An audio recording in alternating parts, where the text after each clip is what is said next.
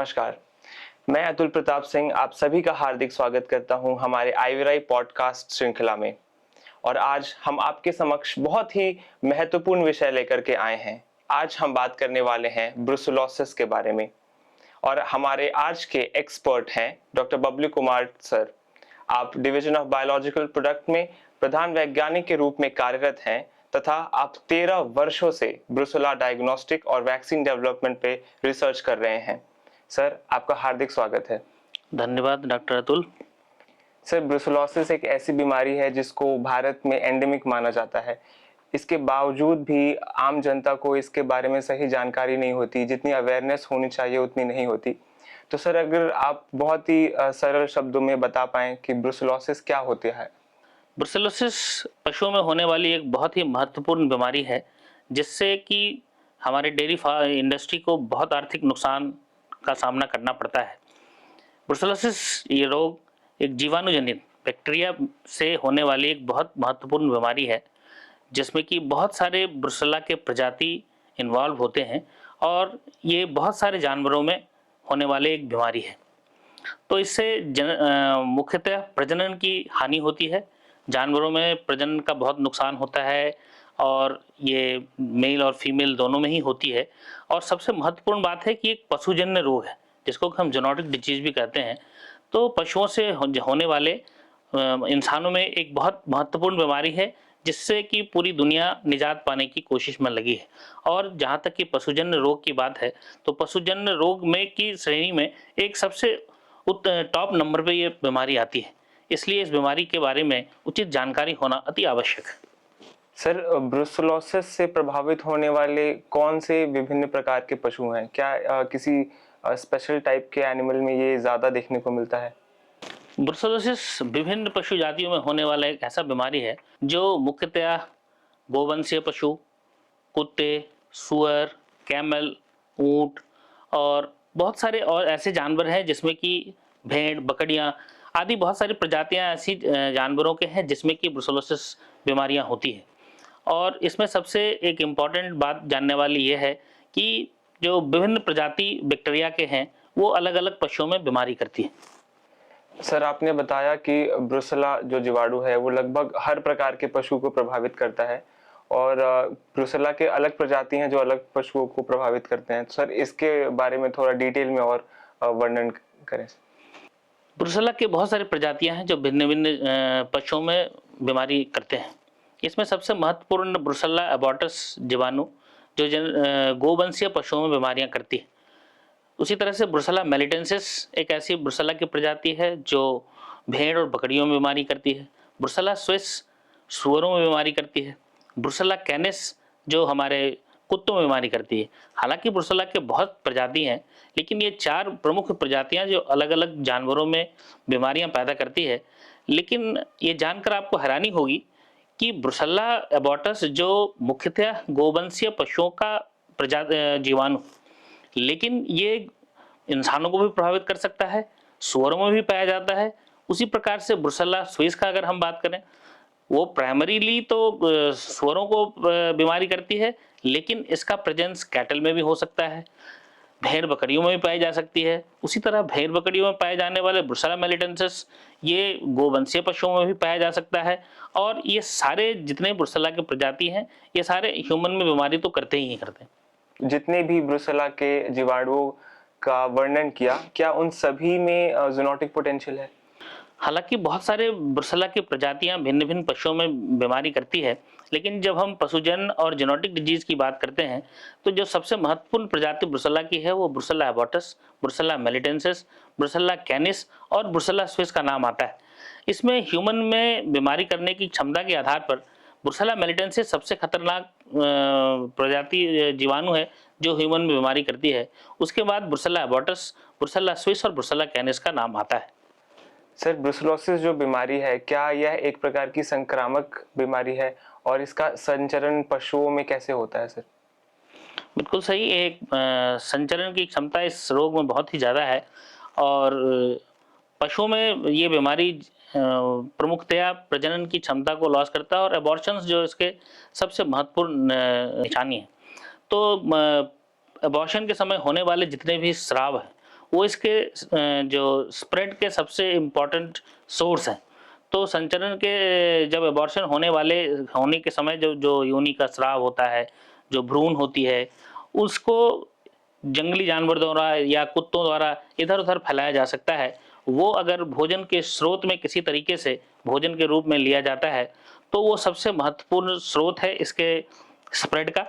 उसके बाद ब्रुसेल्ला सिर्फ उसी से नहीं, ब्रुसेल्ला जैसे कोई नर जानवर अगर प्रभावित है, उसके सीमेन में भी ये विषाणु आ सकता है।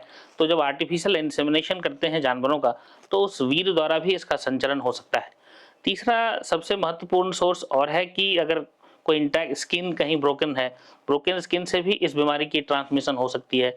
और एरोसोल माध्यम जो है वो भी इसका एक ट्रांसमिशन का इम्पोर्टेंट तरीका है।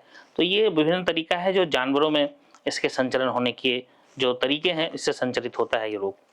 सर, अगर कोई पशु ब्रुसेलोसिस बीमारी से ग्रसित है, तो हमारे जो पशुपालक भाई हैं वो कैसे पहचान कर सकते हैं कि पशुओं में क्या सिम्टम्स आते हैं इस बीमारी में?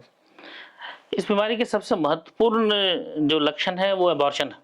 और एबॉर्शन अगर जो हमारे प्रेगनेंसी के तीसरे ट्राइमेस्टर में अगर एबॉर्शन होता है, तो पशुपालकों को ये समझना चाहिए कि ये ब्रुसेल्ला द्वारा हो सकता है।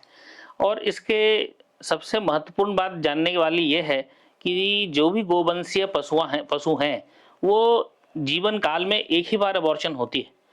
और एक बार एबॉर्शन के बाद वो जानवर ज़िंदगी भर उस ऑर्गेनिज्म का कैरियर के रूप में काम करता है।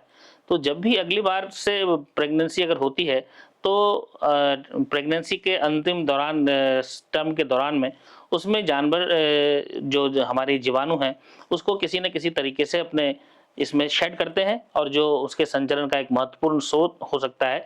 इसलिए ब्रुसेल्ला से जब भी एबॉर्शन लास्ट ट्राइमेस्टर में हो, तो किसानों को और पशुपालकों को इसकी अवश्य जांच करानी चाहिए, जिससे कि अगली प्रेगनेंसी के समय कोई सावधानी बरती जा सके और जिससे कि ये बीमारी का संचरण आगे होने से रोका जा सके।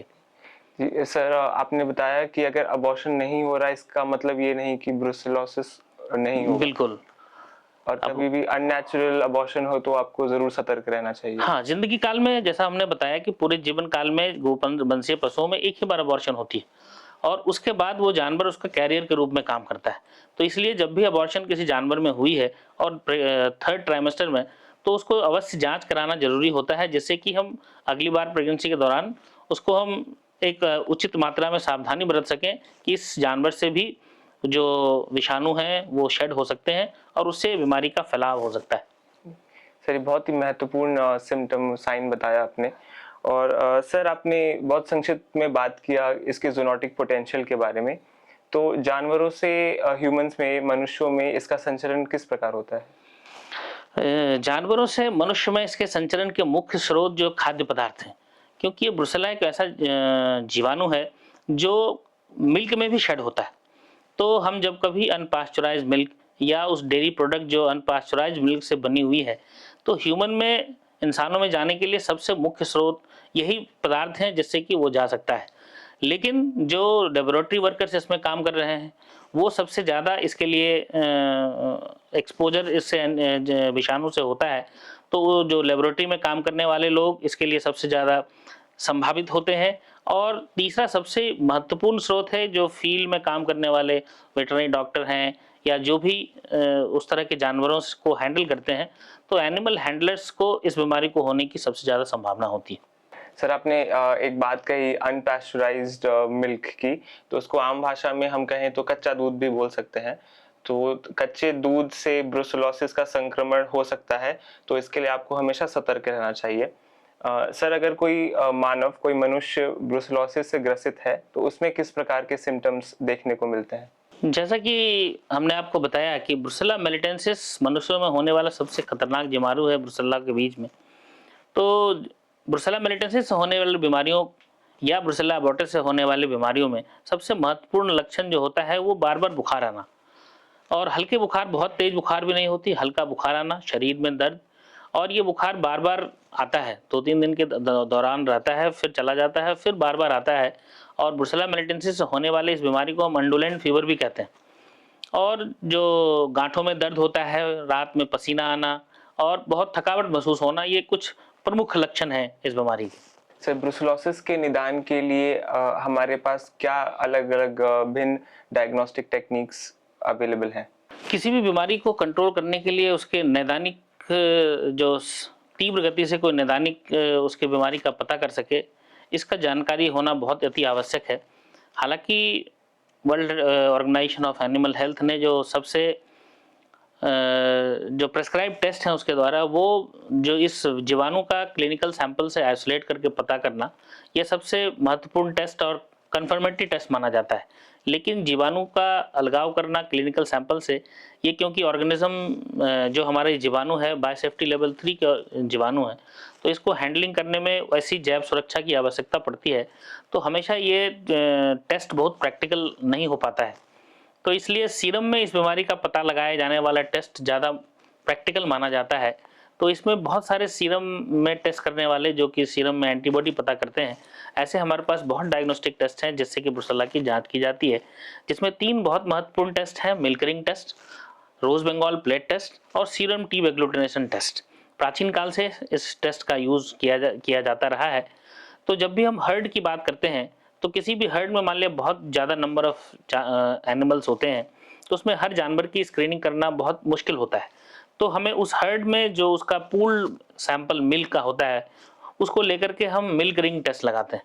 तो अगर उस पूरे हर्ड के दूध में अगर वो पॉजिटिव टेस्ट आता है, तो हम मानते हैं कि इस हर्ड में कोई ना कोई जानवर ऐसा है जो ब्रुसेलोसिस से ग्रसित है। तब हम उस हर्ड के इंडिविजुअल जानवर को लेकर के उसमें रोज बंगाल प्लेट टेस्ट लगाते हैं। रोज बंगाल प्लेट टेस्ट एक बहुत ही महत्वपूर्ण टेस्ट है और बहुत ही रैपिड टेस्ट है, जिसका रिजल्ट 5 मिनट के अंदर ही आ जाता है और इसमें बहुत सस्ता टेस्ट है। तो जब भी हम स्क्रीनिंग करने की बात करते हैं फील्ड लेवल पे, तो रोज बंगाल प्लेट टेस्ट का यूज किया जाता है। तो उसमें ये बहुत ही स्पेसिफिक और सेंसिटिव टेस्ट है और पूरी दुनिया भर में यूज किया जाता है। लेकिन WHO के गाइडलाइन के हिसाब से आजकल कोई एक टेस्ट, क्योंकि हर टेस्ट में कुछ कुछ खामियां होती है, तो कोई भी एक टेस्ट से हम इस बीमारी का कन्फर्मेटरी टेस्ट नहीं कह सकते हैं। इसलिए हम कभी इस टेस्ट को किसी दूसरे टेस्ट के साथ यूज़ करते हैं। तो पहले इसमें serum tube agglutination test use करते थे, और क्योंकि जो मिल्क रिंग टेस्ट है और रोज बंगाल टेस्ट है, ये क्वालिटेटिव टेस्ट है जो सिर्फ पता कर पाता है कि बीमारी या जीवाणु है या नहीं है। लेकिन अब हमारे पास कुछ क्वांटिटेटिव टेस्ट भी आ गए हैं, जैसे कि सीरम ट्यूब एग्लूटिनेशन टेस्ट। तो पहले हम सीरम ट्यूब एग्लूटिनेशन टेस्ट से टाइटर पता करके उस जानवर उस हर्ड में पॉजिटिविटी और नेगेटिव के बारे में पता करते थे। लेकिन अब सीरम ट्यूब एग्लूटिनेशन टेस्ट बहुत ज़्यादा यूज़ नहीं होता है। इसके बदले में हम अब एलाइसा टेस्ट को यूज़ करते हैं, जो कि एक क्वांटिटेटिव टेस्ट है, और उस एलाइसा किट के हिसाब से हम बता पाते हैं कि इस जानवर जो हर्ड में है या पॉजिटिव एनिमल्स पॉजिटिव है या नहीं है। तो हमारे पास ये कुछ सीरम बेस्ड टेस्ट हैं। बाकी अब मॉलिक्यूलर टेस्ट जो आ गए हैं, जो सीधे सीधे न्यूक्लिक एसिड का पता लगाते हैं क्लिनिकल सैंपल में, वैसे बहुत सारे टेस्ट हमारे पास उपलब्ध हैं। सर, ब्रुसेलोसिस बीमारी से पशुओं को बचाने में डायग्नोस्टिक्स का तो बहुत अहम रोल है ही, लेकिन कितना पॉसिबल है ब्रुसेलोसिस से प्रिवेंशन, और इसके क्या अलग अलग तरीके हो सकते हैं?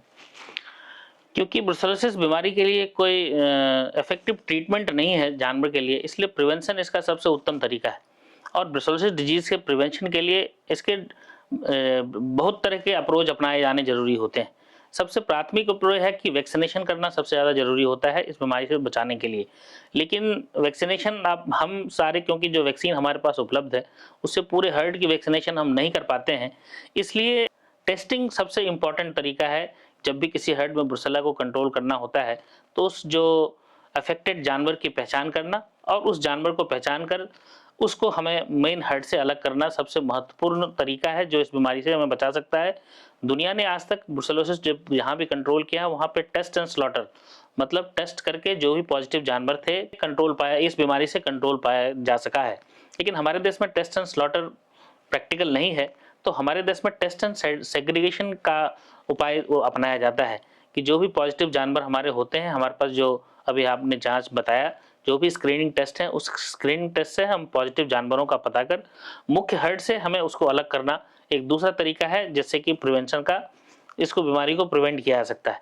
तीसरा तरीका हो सकता है कि जैसे हमने आपको कहा कि जो भी अबॉर्टेड मटेरियल है वो सबसे महत्वपूर्ण सोर्स होते हैं इस बीमारी को फैलाने के लिए। तो जब भी किसी जानवर में अबॉर्शन होता है, तो उन सारे अबॉर्टेड मटेरियल को पूरी तरीके से डिकंटामिनेट करना और उचित तरीके से उसको डिस्पोजल करना एक महत्वपूर्ण तरीका इस बीमारी को प्रिवेंट करने के लिए हो सकता है। अच्छी हाइजीन, बायोसिक्योरिटी के तरीके का पता होना, और जब भी किसी केस में हम थर्ड ट्राइमेस्टर में अबॉर्शन होता है तो उस अबॉर्शन से होने वाले जानवरों को बिल्कुल जो उसके मटेरियल है उसको अलग करके हमें किसी जानवर से कांटेक्ट में नहीं आने देना, और जो भी पॉजिटिव जानवर हैं उसको मेन हर्ड से अलग करना। ये कुछ तरीके हैं जिससे कि हम इस बीमारी को प्रिवेंट कर सकते हैं। आपने बताया कि टेस्ट, हाइजीन और वैक्सीनेशन, ये 3 प्रमुख तरीके हम कह सकते हैं कि जिससे हम प्रिवेंट कर सकते हैं ब्रुसेलोसिस होने से। सर, अगर हम भारतीय परिप्रेक्ष्य में बात करें तो किस प्रकार के टीके विभिन्न पशुओं के लिए उपलब्ध हैं, अगर हम ब्रुसेला के अगेंस्ट देना चाहें तो? गोवंशीय पशुओं में जो सबसे महत्वपूर्ण वैक्सीन हमारे देश में उपयोग किया जाता है वो ब्रुसेला अबॉर्टस स्ट्रेन 19 वैक्सीन है, जो एक जीवित अनुकृत वैक्सीन है, और इसको एक लाइव वैक्सीन भी हम कहते हैं जीवित अनुकृत को। तो ये एक लाइव वैक्सीन है, और क्योंकि 4 से 8 माह तक के मादा की बच्चियों में देते हैं और इसका इम्यून रिस्पॉन्स बहुत अच्छा होता है, लेकिन इसमें कुछ खामियां हैं जिसके चलते कि बहुत सारे देश एक दूसरा वैक्सीन है जिसको कि ब्रुसेला अबॉर्टस RB51 के नाम से जाना जाता है, वो वैक्सीन भी यूज़ किया जाता है कैटल एंड बफलो के लिए। उसके बाद अगर शीप गोट की बात करें तो उसमें ब्रुसेला मेलिटेंसिस रेव 1 वैक्सीन है जिसको कि शीप एंड गोट में यूज़ किया जाता है। कुछ देश में ब्रुसेला स्विस S2 स्ट्रेन, जैसे चाइना ऐसे देश में कुछ यूज़ करते हैं, लेकिन हमारे देश में अभी तक एक ही वैक्सीन जो ब्रुसेला अबॉर्टस स्ट्रेन 19 जो कि गोवंशीय पशुओं के लिए यूज़ होता है, और यह एक वैक्सीन है जिसको प्रयोग किया जाता है। सर, ऐसा होता है आमतौर पर कि टीका को लेकर के लोगों के मन में बड़ी भ्रांतियां होती हैं। तो आपने बताया कि S19 स्ट्रेन जो हम भारत में ज़्यादातर इस्तेमाल कर रहे हैं, तो क्या इसके कुछ नुकसान भी हैं और क्या हमें इसके लिए कुछ एहतियात बरतना चाहिए? हाँ, 2 सवाल आपने यहाँ से पूछा कि एक जो स्ट्रेन 19 वैक्सीन है उसके कुछ अपने लिमिटेशंस हैं। जैसे कि हमने आपको बताया कि हमारे देश में वैक्सीनेशन सिर्फ 4 से 8 माह की मादा बच्चियों में होता है, क्योंकि ये वैक्सीन ऐसा नहीं है जिसको कि हम नर जानवरों में दे सकते हैं, एडल्ट में भी नहीं दे सकते हैं, ये सिर्फ 4 से 8 माह की बच्चियों में देते हैं। तो इसलिए क्या होता है कि पूरा हर्ड कवर इस वैक्सीन से नहीं होता है। तो ऐसा क्यों किया जाता है? क्योंकि इसमें संभावना होती है कि जब हम एडल्ट में ये वैक्सीन देते हैं तो इसका एंटीबॉडी बहुत दिन तक परसिस्ट करता है, और जो हमारे पास नैदानिक टेस्ट हैं उससे ये पॉजिटिव रिएक्शन देता है, जिससे कि गलतफहमी हो सकती है कि हमारे पास जो पॉजिटिव आ रहा है वो इन्फेक्शन से आ रहा है या वैक्सीन से आ रहा है। तो इस वैक्सीन की एक बहुत ये खामी है जिसके कारण इसको हम सिर्फ 4 से 8 माह की बछड़ियों में ही सिर्फ देते हैं। तो एक बहुत महत्वपूर्ण खामी है इस वैक्सीन की। दूसरा जो हमारा टेस्ट है सीरोलॉजिकल टेस्ट, उससे इंटरफेयर करता है। और दूसरा जो सवाल आपने पूछा कि क्या एहतियात बरतनी चाहिए, ब्रुसेला अबॉर्टस स्ट्रेन 19 मनुष्यों के लिए इन्फेक्टिव है, तो इसमें इसका विरुलेंस हालांकि कम है नॉर्मल ब्रुसेला अबॉर्टस से, लेकिन ये ह्यूमन को इन्फेक्शन कर सकता है और बहुत सारे लैब में इन्फेक्शन इसका देखा गया है। इसलिए जब भी हम वैक्सीनेशन करने जाते हैं तो हमें प्रोटेक्टिव इक्विपमेंट का यूज़ करना चाहिए, फेस मास्क, ग्लव्स, और जब हम वैक्सीनेट करने जाते हैं तो वहाँ पे संभावना होती है कि सुई से कभी प्रिक हो सकता है वैक्सीन जिसमें है, क्योंकि ये लाइव अटेन्यूएटेड स्ट्रेन है जिसमें कि चांसेस हैं कि खतरा रहता है। तो हमें पर्सनल प्रोटेक्टिव इक्विपमेंट को यूज़ करना चाहिए, और जो निडल हम यूज़ करते हैं वैक्सीनेशन के लिए उस निडल का भी प्रॉपर डिस्पोजल और डिकंटामिनेशन होना बहुत ज़रूरी होता है। तो ऐसा नहीं है कि इसमें जैसे बहुत सारे वैक्सीनेटर्स हैं, हमने ये सुना है कि ये वैक्सीन लगाने में डरते हैं, तो ऐसा डरने वाली कोई बात नहीं है, लेकिन हमें सावधानी बरतनी बहुत ज़रूरी होती है, क्योंकि सेल्फ निडल प्रिक नहीं होना चाहिए इसमें। ये सबसे ध्यान देने वाली बातें हैं। ये इंटैक्ट स्किन से भी जा सकता है, अगर कोई स्प्लैश हो गया तो कंजंक्टिवा से भी जा सकता है, तो हमें इसलिए फेस मास्क, गॉगल्स वगैरह लगा करके ही वैक्सीन को देना चाहिए। तो अगर आप पूरी सेफ्टी गियर और प्रोटोकॉल फॉलो कर रहे हैं तो आपको डरने की इसमें कोई बात नहीं है? बिल्कुल डरने की कोई बात नहीं है, और वैक्सीनेशन हो रहा है, पूरी दुनिया इससे वैक्सीनेशन कर रही है, इसमें डरने की कोई बात नहीं है। सर, अंत में हमारे पशुपालक भाइयों के लिए अगर कुछ टेक होम मैसेज आप देना चाहें? हमारा पशुपालक भाइयों से यही अनुरोध रहेगा कि ब्रुसेला एक जीवाणुजनित पशुजन्य रोग है जो कि पशुओं से इंसानों में जाता है। तो इसमें पशुपालक भाइयों का भी बहुत बड़ा योगदान है कि कैसे इंसानों तक ये बीमारी ना जाए। जब कभी भी थर्ड ट्राइमेस्टर में किसी तरह का अबॉर्शन हो इसकी उचित जांच करवाएं और जब भी अबॉर्शन हुआ है तो वहाँ के वेटरनरी ऑफिसर की मदद से जो वहाँ का एबॉर्टेड मटेरियल है उसको प्रॉपर तरीके से डिकंटामिनेशन करें। और भारत सरकार द्वारा चलाए जाए जितनी योजनाएं इसके कंट्रोल के लिए हैं उसमें प्रॉपर सहयोग करें। बहुत सारे लोग वैक्सीनेशन नहीं कराते हैं, तो इसमें जो भारत सरकार की हमारी स्कीम्स हैं उसमें प्रॉपर सहयोग करें। जितने भी 4 से 8 माह की बछड़ियाँ हैं उसको वैक्सीनेट कराएं और जब भी इसका दूध वगैरह प्रयोग करते हैं तो उबाल कर ही दूध पिएं, प्रॉपर हाइजीन रखें। और इससे जुड़े हुए जितनी भी भ्रांतियां हैं, जिस तरह से मैंने आपको बताया, उस भ्रांतियों से ऐसे डरने वाली कोई बात नहीं है। बाकी प्रॉपर तरीके से इसमें सहयोग करके ही इस बीमारी पे कंट्रोल पाया जा सकता है पूरे देश भर में। सर, आपने ब्रुसेलोसिस के बारे में बहुत ही अहम और इन डेप्थ जानकारी दी। आपने उसके संचरण से लेकर के उसके सिम्टम्स और क्या अलग भिन्न तरीके हैं जिससे हम प्रिवेंट कर सकते हैं। आपने वैक्सीन्स के बारे में बड़े ही सरल शब्दों में बताया। मैं आशा करता हूं कि हमारे दर्शकों को आज कुछ नया जानने को मिला होगा और ब्रुसेलोसिस से जुड़ी जितनी भ्रांतियां होंगी आपकी मिटी होंगी और आपको कुछ नई बातें पता चली होंगी। आप सभी का हमारे साथ जुड़ने के लिए धन्यवाद। सर, मैं आपका भी धन्यवाद करता हूं हमारे साथ आने के लिए। नमस्कार।